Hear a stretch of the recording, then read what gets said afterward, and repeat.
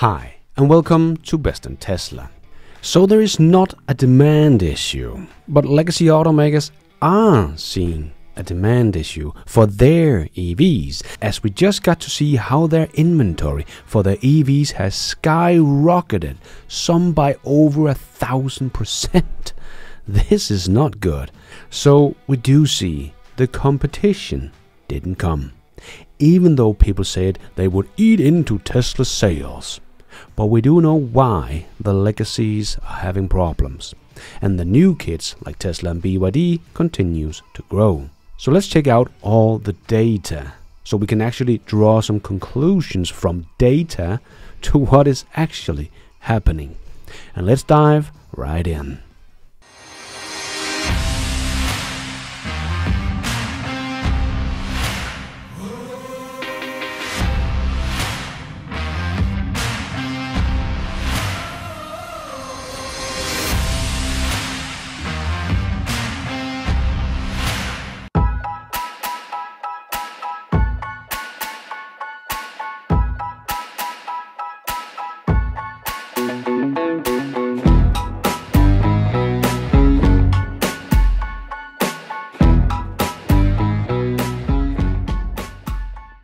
There is not an EV demand issue, but the old guys are actually seeing a demand issue, or at least that is what the numbers suggest. As we can see from CNBC, year-over-year inventory for legacy automakers' EVs has skyrocketed.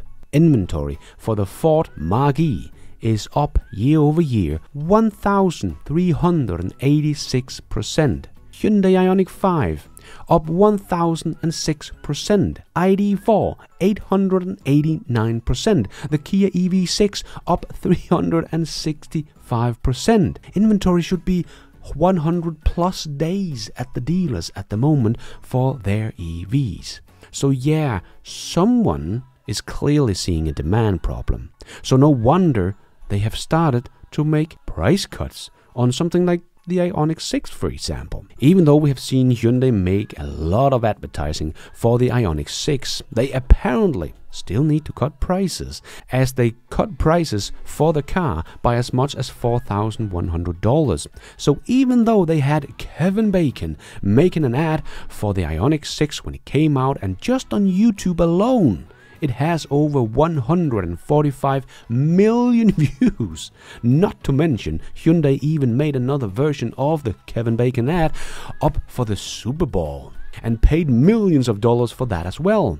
So with all these ads made for this single car, it should be flying off the shelf, according to some people that really want Tesla to just do advertising. There has been at least 200 million, if not 300 million people watching an ad for the Ioniq 6. But even with all these ads and hundreds of millions of views, they still have to make some price cuts. What do you know? Well, Tesla does sell 10 times as many BEVs in the US than Hyundai. So I guess they have to do something, right? But a good showcase that even with hundreds of millions of views, with a famous actor and everything in these ads, it didn't really lead to a lot of sales. But Tesla, that doesn't advertise much and sell 10 times more than the closest competitors, only has about 15 days worth of inventory. So they are still producing about 10 times as many BEVs than the closest competitor in the US, but only have 15 days of inventory. But the old guys, like the Mach-E, has 100 plus days of inventory on 1/10 the amount of BEVs produced. Please let this one sink in. Tesla is not having demand problems. The legacy automakers is having demand problems for their EVs. So something is definitely not right for the old guys, and we probably have to look at what they offer compared to what else is out there. The value for money is probably playing a big role here. It's not easy coming into a market where you have an uncompetitive price on an uncompetitive vehicle when you are up against Tesla's Model Y. So this is kind of the problem, right? The Mark E is up against the Tesla Model Y, and the Mark E is more expensive, and you get less of pretty much everything, less range, but you pay more to fill it up, and it takes longer to fill up because it doesn't charge very fast, but it will still cost you more money to fill it up. This is a lose-lose-lose situation for the Mark E.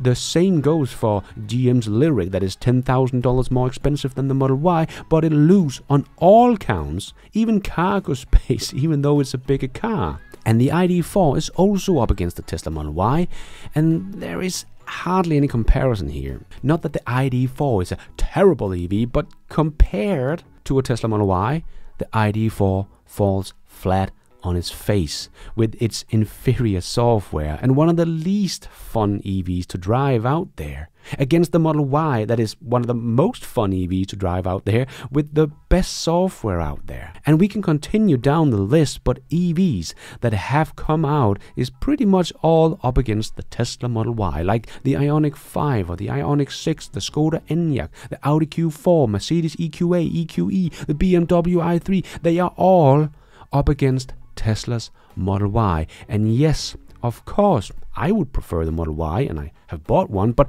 I'm a Tesla fan, so what do I know? But as I'm a Tesla fan, there's also people that are fans of BMWs or Audi and will choose an Audi or BMW because they're fans of that car. But looking at the value for money, logically, Tesla's Model Y is just the obvious choice, period. That is why it is not just the best-selling EV in the world, but is the best-selling car in the world, because everyone who's not a fan of anything but just wants the best EV out there and get most bang for your buck, well, they will all choose the Model Y, because the Model Y is just that good and at that good value for money. And this is what the others are up against. The best-selling car in the world, plus the Tesla Model Y, is already at scale and earning Tesla billions of dollars, while everyone else is not at scale and losing billions of dollars on EVs every year. So we see they just can't compete. Remember how the Mark E was supposed to be eating Tesla's sales. As Michael Krebs, senior analyst at Autotrader, said back in March 2021, "We've been expecting this for a while. Tesla was the only game in town. Now it is not. We expect that the Tesla sales will increase as the market increases, but there will also be stealing of Tesla's market share." Yes, as we have talked about many times on this channel, as Tesla almost had 100% market share at some point, so if one competitor comes in with one electric car, Tesla will lose market share. That is just math. But I still want to point out the shrinking of the BEV market share, even though they're still growing in the overall car market, and that is what really counts. But the shrinking in the BEV market share was, of course, predictable as more EV models comes to market. But the guesses and the prediction of how fast Tesla will drop in market share was still way off. Even from someone that calls themselves EVadoption.com. Remember this chart? I showed it a couple of years back, but look at how wrong they got this. They clearly believed all the claims from the legacy automakers that will catch up to Tesla, because he made this at the end of 2020. But he was already way off in 2021 numbers. As we can see, he thought that Tesla would only have 54.2% BEV market share in 2021, but Tesla still had 72% BEV market share at that point. And Tesla would only have 42.6% left in 2022, where Tesla still had 65%. And for this year, Tesla was supposed to only have 33.6% market share left, but it is now about 50% market share. So people also tend to forget that yes, Tesla's BEV market share will drop, but it has dropped much slower than most people thought it would do. And now all the competition is slowing down, but Tesla is not slowing down. So let's see if Tesla will ever get down to the 21.3% as EV adoption has Tesla for in 2030. But let's get back to the Mark E here, eating Tesla sales, because to say that sounds like Tesla are going down and the competition has finally come for Tesla, right? But in 2021, Tesla sold about 301,000 units in the US alone. And in 2022, after all the competition had eaten into Tesla sales for a whole year, Tesla sales dropped to it increased to 536,000 units in the US alone. So Tesla only grew about 78% year over year after all the competition came for Tesla. Ford's Mark E sold 27,140 units in 2021. And in 2022, they sold 39,458 units.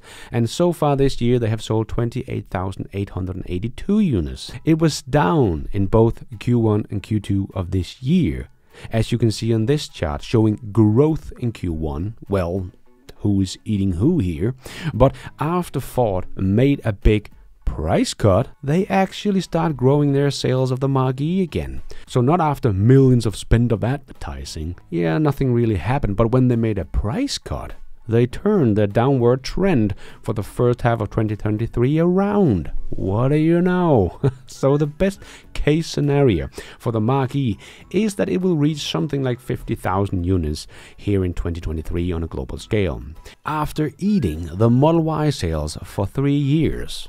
And the Model Y will probably end the year off with something like 1.2 million units sold. The Mark E is a rounding error for the Tesla Model Y sales numbers, not competition, not eating anything. I mean, look at this chart. And then remember, these cars came out in the same year. Model Y in March 2020, the Mark E in December 2020. And people called this competition. And it was eating Tesla sales. And here we are. Look at this. What a bunch of BS. And now here in 2023, we can take a look at the first 3 quarters of the year in the US. And sure, Tesla's BEV market share has been shrinking again. But does this really look like competition to you?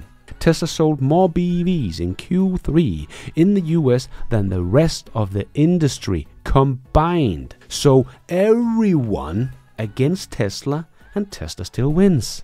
And here you can see Tesla actual sales numbers globally for the last decade and the forecast for this year.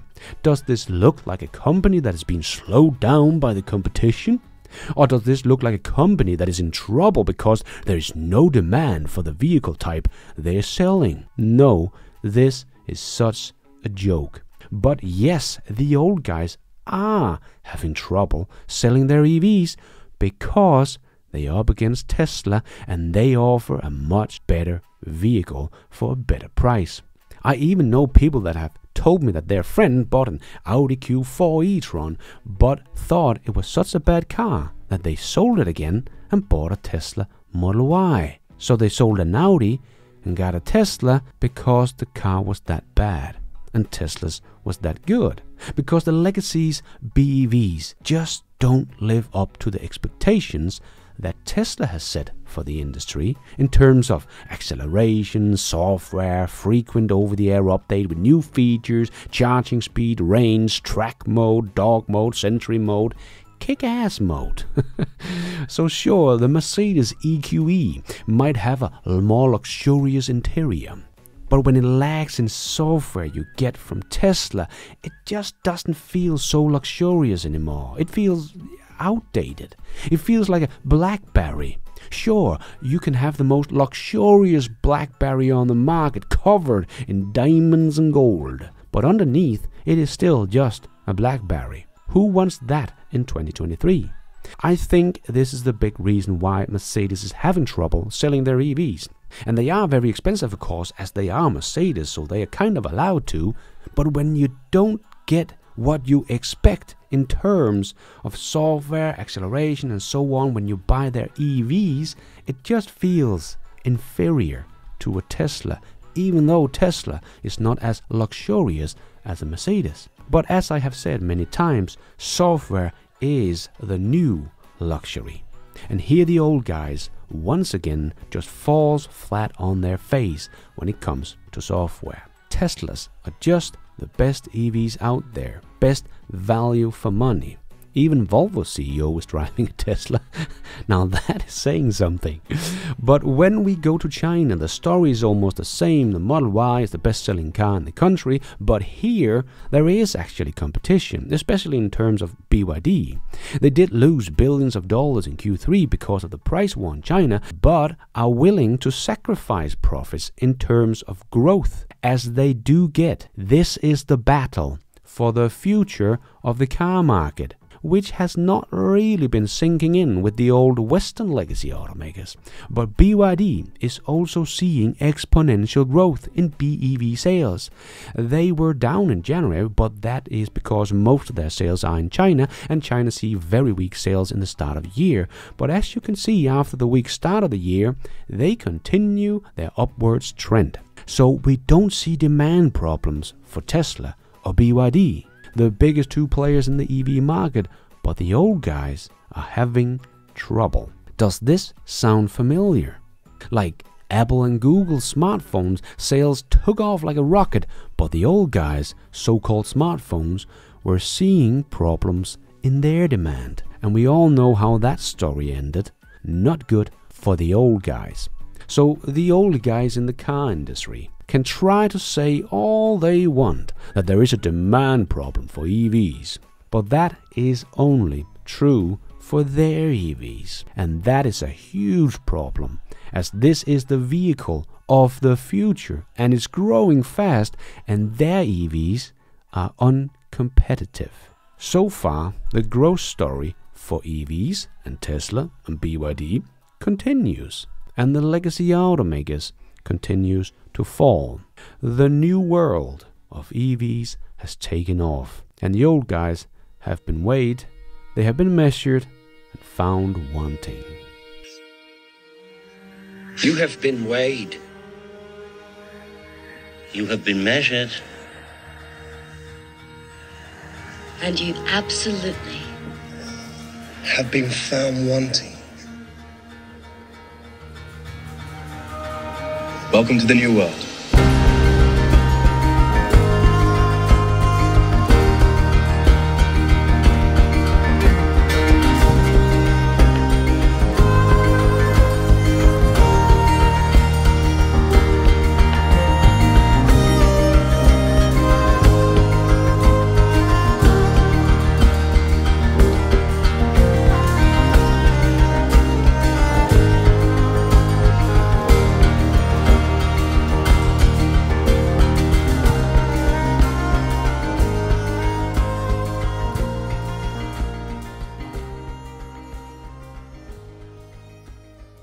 And thank you for watching. And until next time, take care out there and be nice.